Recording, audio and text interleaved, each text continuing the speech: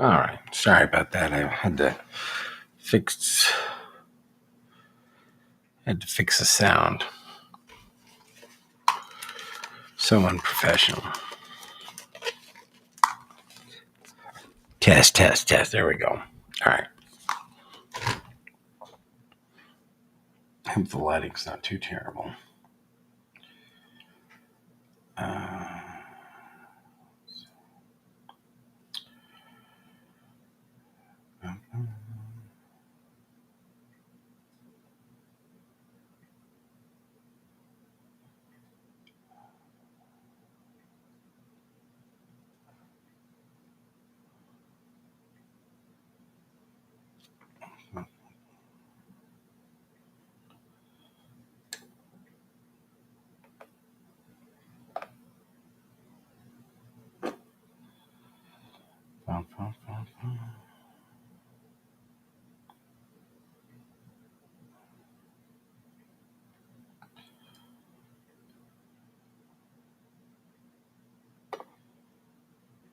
Sorry, I thought I had this damn thing, and then I'm just trying to.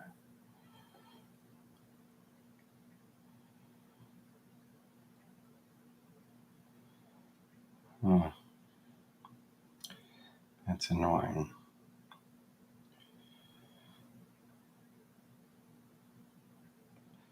Why?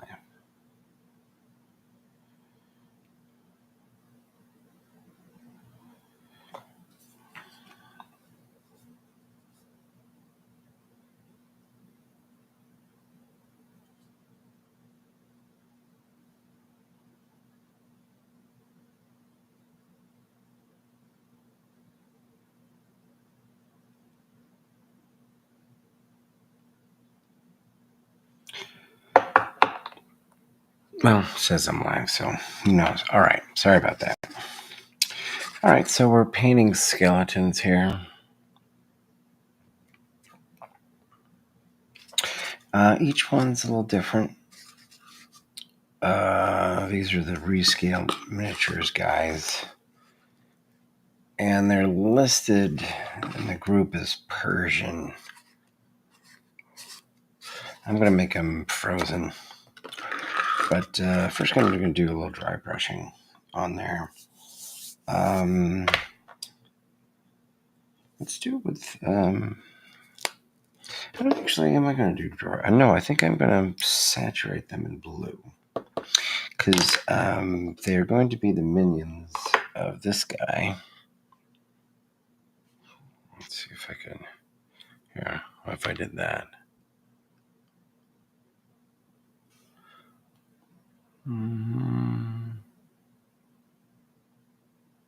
This guy.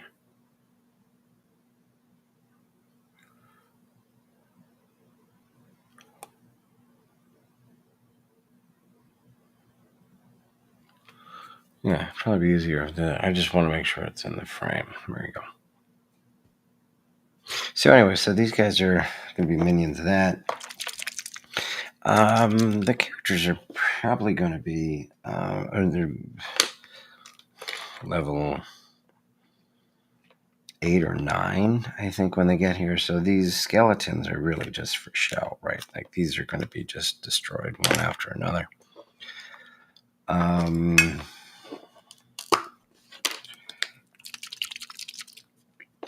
But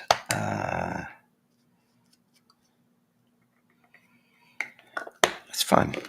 You know, I like the visuals of it. I think I'm doing it more for the visuals than anything else. So I'm gonna do a similar technique as what I did with the dragon itself, which I sell on my Etsy shop. Pretty much everything you're gonna see me make on this channel, I'm licensed to sell. And if I'm not licensed to sell it, I'll let you know.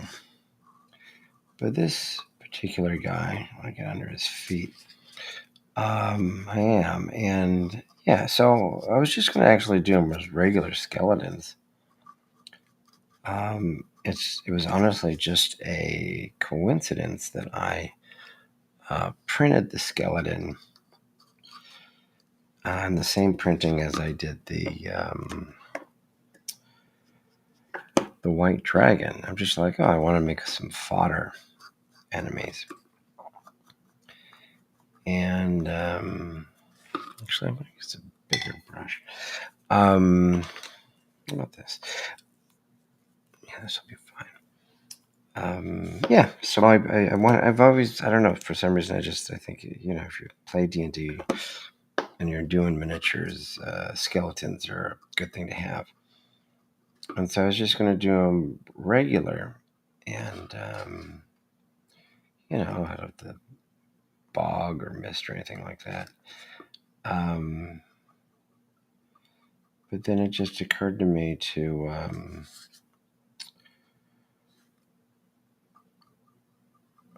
make them like frozen, and I thought that would be cool. And so I guess I'm seeing if that indeed is a good way to go. I think I'm debating whether or not I should be painting the armor blue, because that white undertone might brighten like a silver or something. But at least to start out, this might not work. And again, that's why I do this here. And I always do this before I sell anything. I make everything before I sell anything. You know, like I do the prototype for myself and for my table. And then if somebody wants it for their table, God bless them. But yeah, this is my first go around with these guys. I think the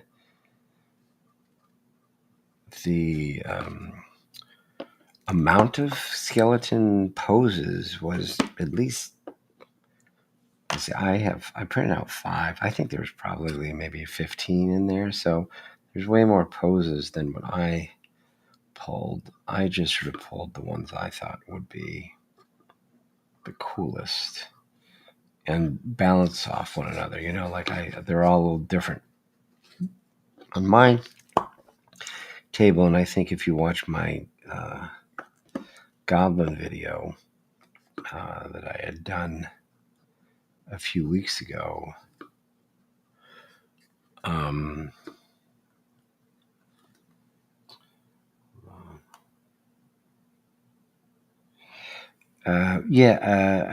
was giving them all different colored hats to make it easy to differentiate themselves on the table when they're in play. And I think that worked really well. I think, I don't know, it broke a little bit of the immersion of the goblins, you know, like having a orange hat, you know. But I don't know, it was, but on the table it was good because, you know, I'm attacking the orange hat goblin. You know, it made it easy. You didn't have to necessarily describe the pose. I may go with the same sort of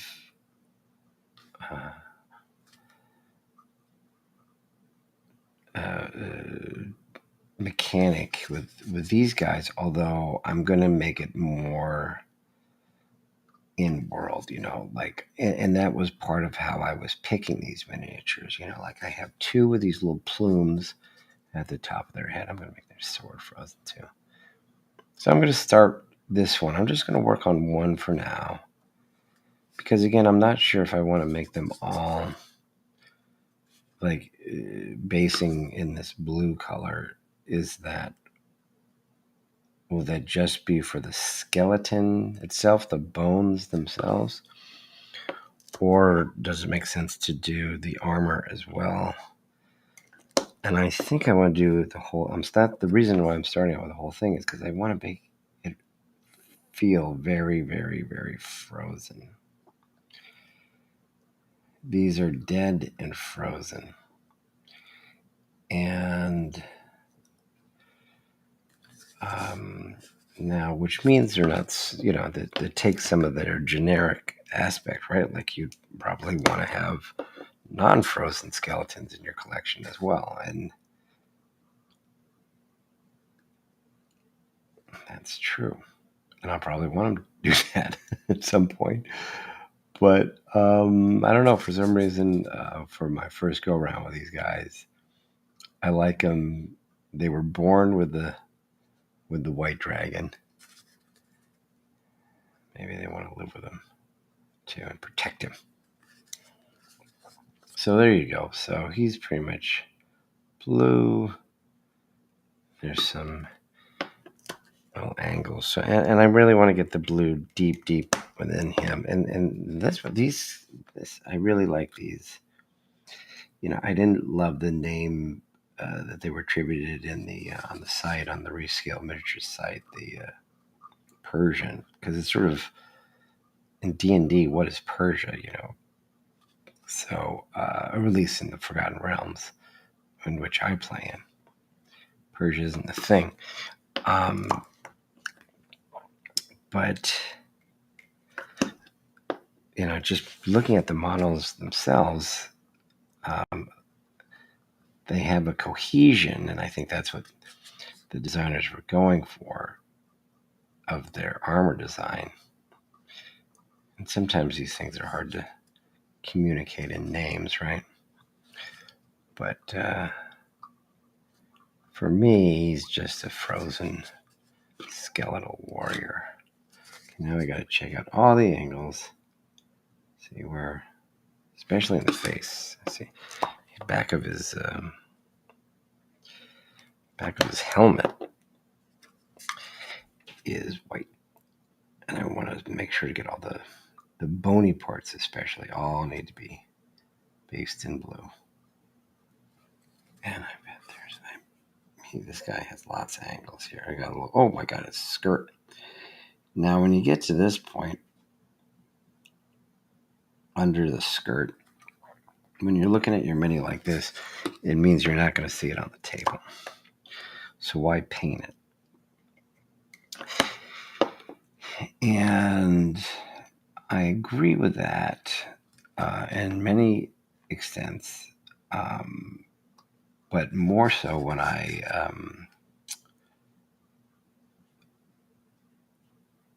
prime it in black, because when you're priming in black, at some point you just don't see it, and it's black and it's neutral and it's there. These guys got primed white because I wanted to maybe have some of that brightness come through, and that means his undercarriage is bright white, which, again, I'm not going to put a lot of detail down in his nether regions, but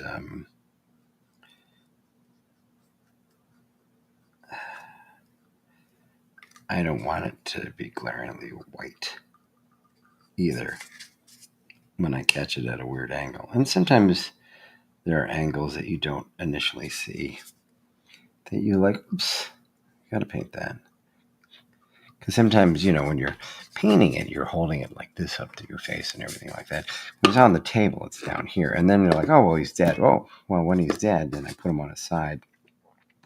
Then I could see that why are there bright white patches in the sword, in the shield?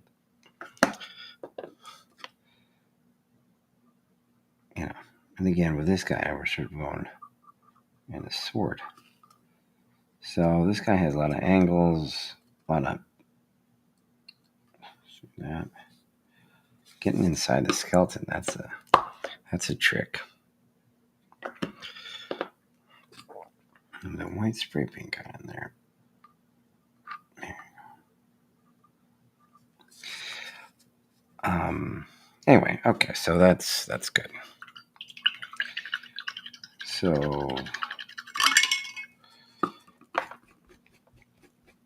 look what I'm going to do here. Let's see what's going to happen here. Okay, so I'm basically reverse dry brushing this right now. Why am I doing that? Because I want them to be dry, so I could actually dry brush them. And again, I do want the blue to be in the crevices, but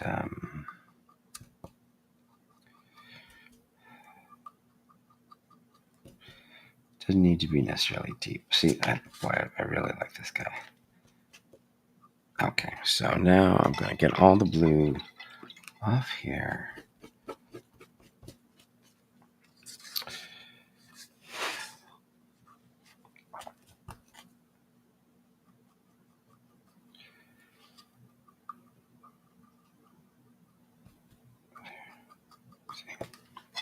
Really like that. Okay, so let's see. What brush do I want to use? All right. So I'm rushing things. I should definitely let this completely dry. Right. Although this contrast paint by Citadel, this one is contrast, the Zerman blue, and it has a nice glowy quality to it. And I don't know if you see it on the white dragon, because I of course wanted the whiteness to be the primary color, but I obviously did an undertone of blue. But if you look at his undercarriage, you'll see there is a lighter blue, and that's the same blue made a little milky. And then with a little bit of this, this is a contrast. Oh, I thought this was a technical color. The contrast Pilar Glacier, which I'm almost out of. So I'm going to need to get more of that one of these days. All right, let's put a little white on here.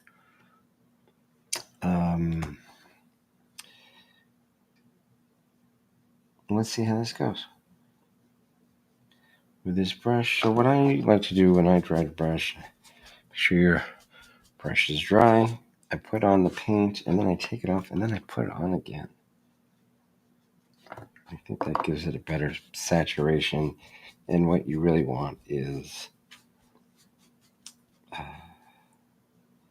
consistency. You want to know what you're going to get. Okay, so let's start on this. See, this guy's interesting because he's so fragile. I want to break him.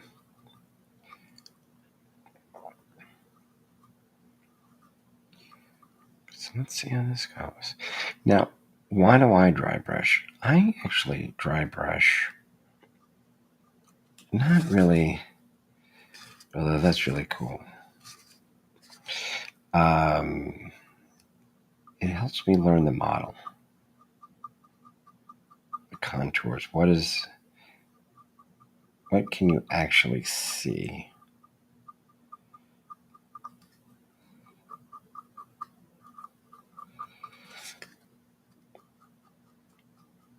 As far as the details of the model, the surfaces, right? Because one is you look at the 3D render, or even you look at the 3D version of the model before you print it out. And sometimes a lot of the details, and I guess this depends on the printing, but sometimes it doesn't quite look the same, or it's not as pronounced, or, where you have to do some painting work, right, to get the details to really shine, or the details baked into the actual 3D model aren't as explicit, perhaps, as you would like. Although I think this guy's pretty cool. There's some detail in this guy's helmet that I don't think is really coming through, but that's okay. So I don't like the white dragon. I think I might be doing the base at the same time. I usually sort of do the bases at the end, because they sort of get screwed up a lot of times in the painting. Okay, I think that's going to be it for that. I think I'm going to go back to the smaller brush for the more interior spots of this guy. Same sort of thing. Work it in. Don't really take anything off. I'm just working it into the cloth. And sometimes you can come back here and get some extra paint. Okay. Let's see.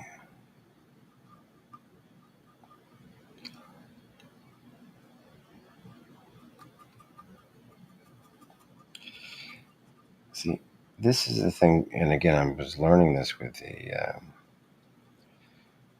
the white dragon. Don't be afraid of that white, of removing the blue,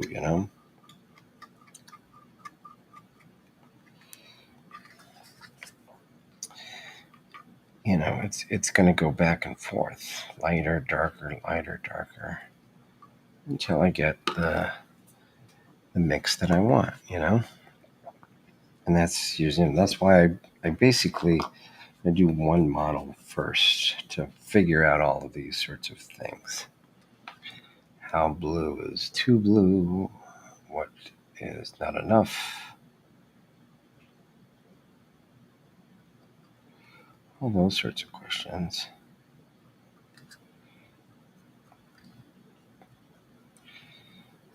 And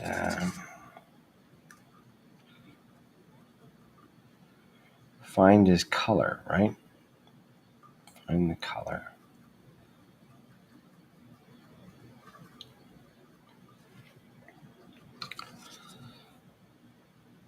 And be working on that dragon with these same shades of blue and white, right? I think we're going to go similar on, so I feel like I have a little bit more direction than sometimes I do all much of the time. Yeah. Because again, he's not necessarily blue, right? He's a skeleton.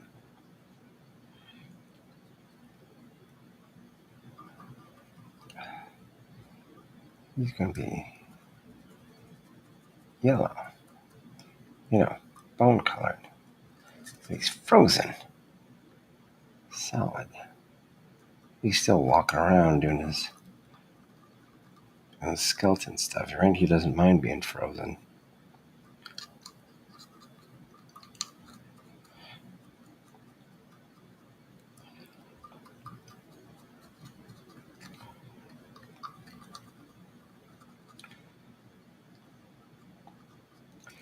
So I think that's looking pretty good, right? Let's see, here's the thing. I like to go back and forth between light and dark, especially at this stage, because I don't know how light or how dark I want them to be in the end. So I go dark, lighten them up, darken, lighten up, get the basic tone that I want. And then I start going in with detail and some different colors and whatnot. But I would just sort of basically slowly add the colors in. So this is a shade. This is a dark blue shade. So this will, again, darken them up.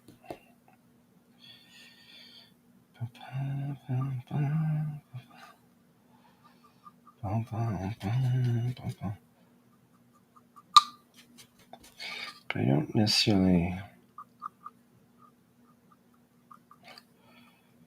need to go everywhere and go super heavy. Do you want to go heavy right in this spot now?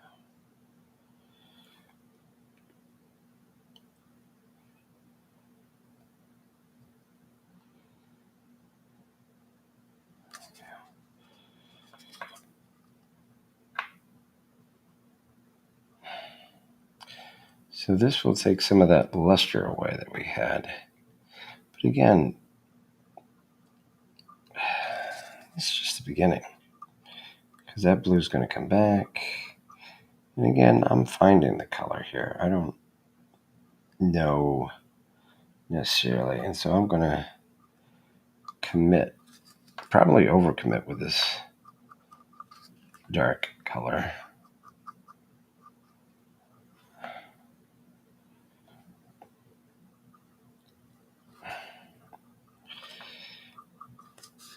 Because then I'm going to come back with probably back with white.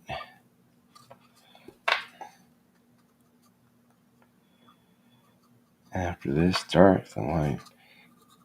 And then maybe I'll start filling in some color.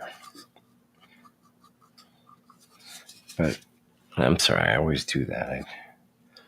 I know that I should probably should I bring this down lower? Sorry. Because I know these guys, I've been doing dragons, and so it's probably impossible to see. Sorry about that. Yes, I think. There we go.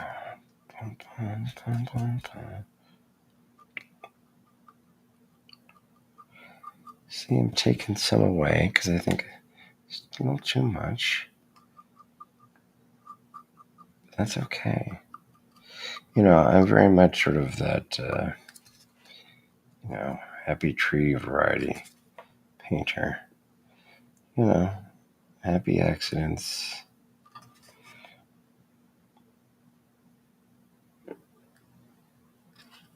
That sort of stuff. Because it is what it is, right? And sometimes you'll go like, is it a happy accident that I'm even making them frozen skeletons? I never want to quite lose any of these colors, right? I'll just keep a little bit there.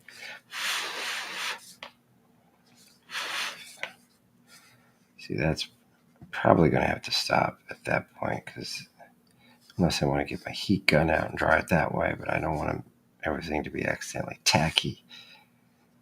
But I really like how he's going because I'm going to lighten him up with white again.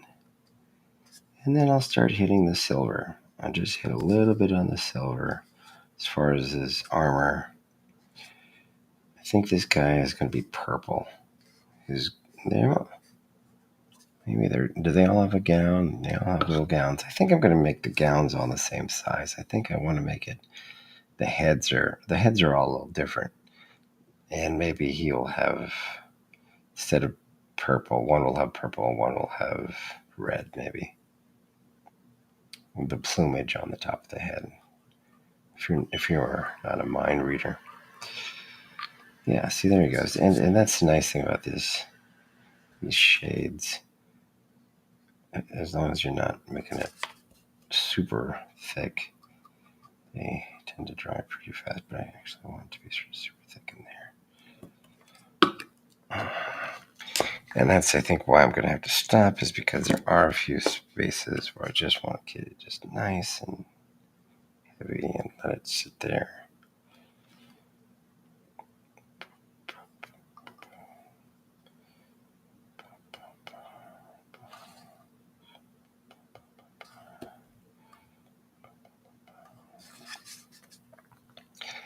Just have it be dark in those recesses. But maybe just a hint of that sort of glaciery blue.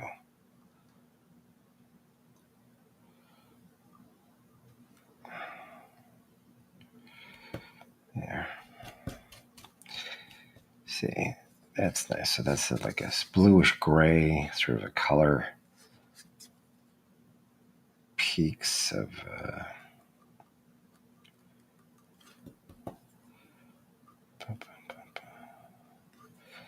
do like that. And I sort of want it to dry just like that. the sword or the shield's pretty dark in there. I've been staying away from black lately. Sometimes just black doesn't work. Make it blue, get that whole Frozen vibe. Looks good. Anyway, so these are these guys. We're going to start these guys. Boom, head to head, right? Good looking models. I mean, they look just great white, right? I mean, he looks evil and just super white, and you could just keep him super white and do the armor, and that would just be awesome. But again, he's going to be, you're going to brighten him up. This is like, again, it goes dark and then light for me as I'm finding the tone and the hue and everything. And then as I paint the rest of them, I might get, there'll be less steps because I know what the eventual tone will be. But so far, very happy with this guy. Frozen Warriors, I'm very happy with my dragon. I mean, I think he looks awesome. This is a brand new model from Rescale Miniatures. They just released it in last month, here in October. It is the last of their chromatic dragons to be released. So the blue, black, green, and red are now joined by white. And the base is a little simple. This is the only sculpt of this guy they did, position. And it's a little bit different than the other ones. The other ones were mostly like on rocks and things like that. But the silver tundra, right? I don't know, spiky, nice, definitely white. The blue undertones. So you got the ice here that glistens. I don't know if I can hit it in the light so you can see it, to give the effect of snow and ice that he's walking over. And basically, this is the same technique I used on these guys. He was stark white when I based him or primed him. I'm in Florida, and the humidity makes it very difficult to prime with spray paint. And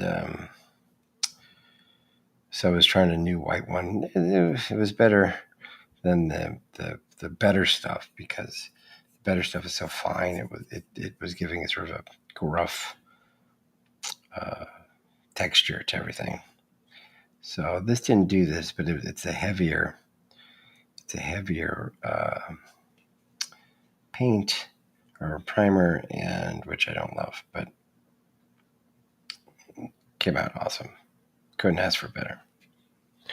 I was very happy. And that's what we'll do to these guys. So there you go. All right, I just short stream tonight, but want to get back on the horse with you guys and be more regular and see where we go with the channel. So please subscribe, like, comment would be appreciated, and have a good whatever may all, as they say, may all your roll